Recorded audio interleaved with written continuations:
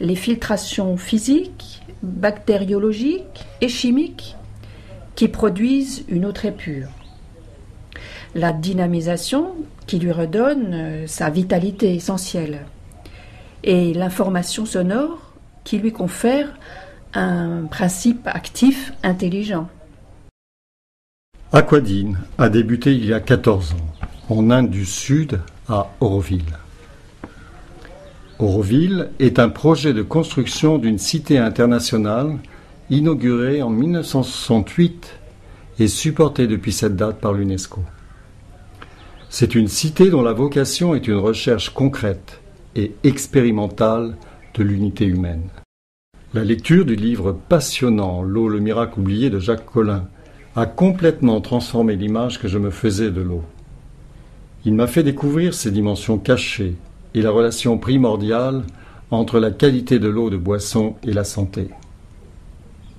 C'était comme si mes yeux s'ouvraient à une vraie connaissance de cette merveille qu'est l'eau. Très vite, j'ai partagé cette découverte avec quelques amis et nous avons formé une équipe qui s'est mise au travail pour faire l'expérience de ces découvertes et mettre au point des technologies de purification et de dynamisation pour produire cette eau.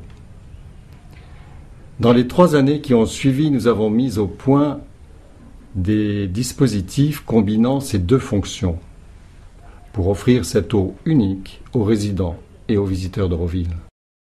Dans les 10 années suivantes, nous avons développé la fabrication de modèles plus importants, utilisant des technologies plus élaborées pour répondre à des missions humanitaires.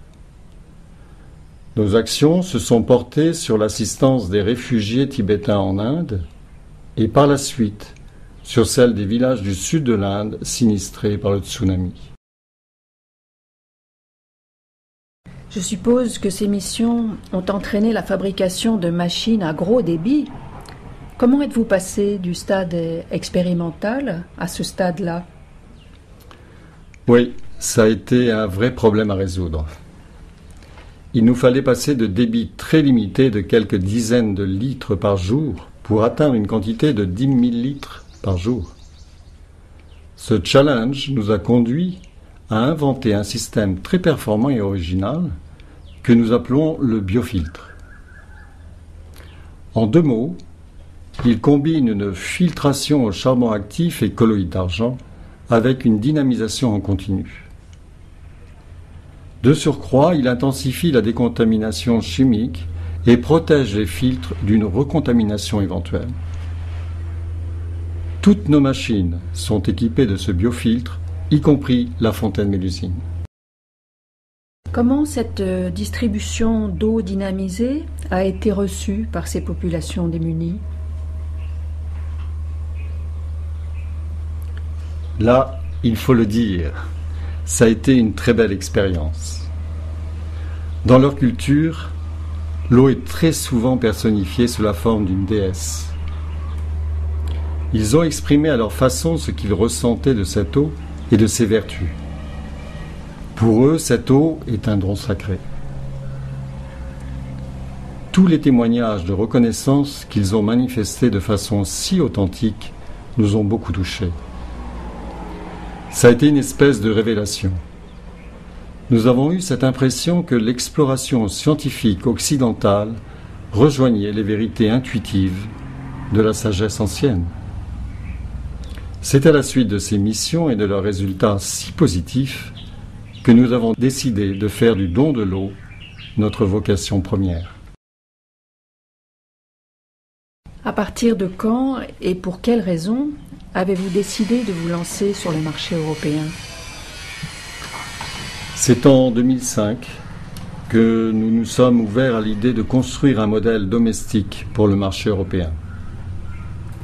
2 raisons à cela. La première était la demande de plus en plus pressante des visiteurs et amis européens désireux de disposer de cette qualité d'eau dans leur propre pays. La deuxième est reliée aux besoins financiers d'Aquadine pour continuer ses recherches, son développement, et aussi pour continuer nos actions humanitaires dans les villages du sud de l'Inde. Ce projet allait dans le sens de notre volonté de mettre cette eau à disposition du plus grand nombre. Et comment vivez-vous ce saut? Et quels sont vos atouts? Il y a une très bonne nouvelle. Et elle nous donne pleinement confiance dans l'avenir. Il y a quelques années, ce nouveau concept d'eau vitalisée n'aurait pas été accueilli et bien compris par le public français et européen. La prise de conscience évolue très rapidement.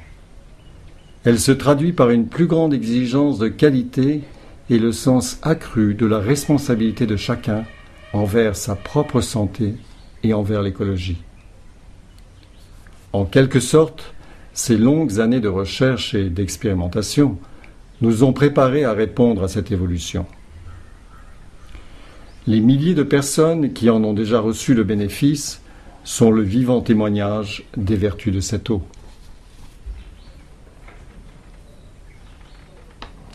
Cela nous donne une force et de nombreux atouts pour répondre à cette demande croissante qui ne pourra que s'amplifier dans les années qui viennent. Du point de vue écologique, notre démarche répond à la préoccupation croissante de limiter la pollution en annulant progressivement le besoin des bouteilles en plastique, évalué à 7 milliards par an pour la France, sans parler de la corvée du transport des bouteilles d'eau. Votre développement sur l'Europe dans les années à venir, comment le voyez-vous? Depuis le début, malgré les difficultés, c'est une belle histoire. Elle se poursuit maintenant avec toute une équipe de partenaires français ayant compris l'enjeu de cette action et y répondant à la fois dans un esprit d'aventure et de partage pour ce bienfait essentiel à offrir à l'humanité. Cela supporté par une véritable éthique. Nos objectifs commerciaux sont tout d'abord de donner toute satisfaction aux clients avec un service après-vente de proximité aussi performant que la qualité de l'eau traitée.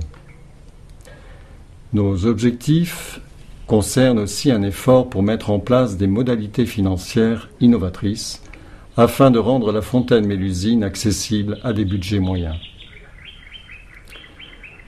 Nous envisageons aussi de solliciter les pouvoirs publics, les collectivités et les entreprises pour mettre en place des fontaines publiques permettant de retrouver une certaine forme de gratuité et de convivialité autour de cette eau d'une exceptionnelle qualité que quelques rares sources de montagne nous offrent encore aujourd'hui. À terme, nous espérons convaincre les pouvoirs publics de mettre cette eau à la disposition de toutes les populations. Le développement de notre action commerciale en Europe devrait aussi nous permettre de poursuivre l'action humanitaire que nous nous sommes fixée. Pour conclure, j'aimerais souligner le message universel de l'eau. Il concerne la vie, ses secrets, ses mystères, et surtout ces merveilles dont nous bénéficions tous. Cette eau, porteuse de vie, au plus intime de nous-mêmes, au cœur de nos cellules, respectons-la.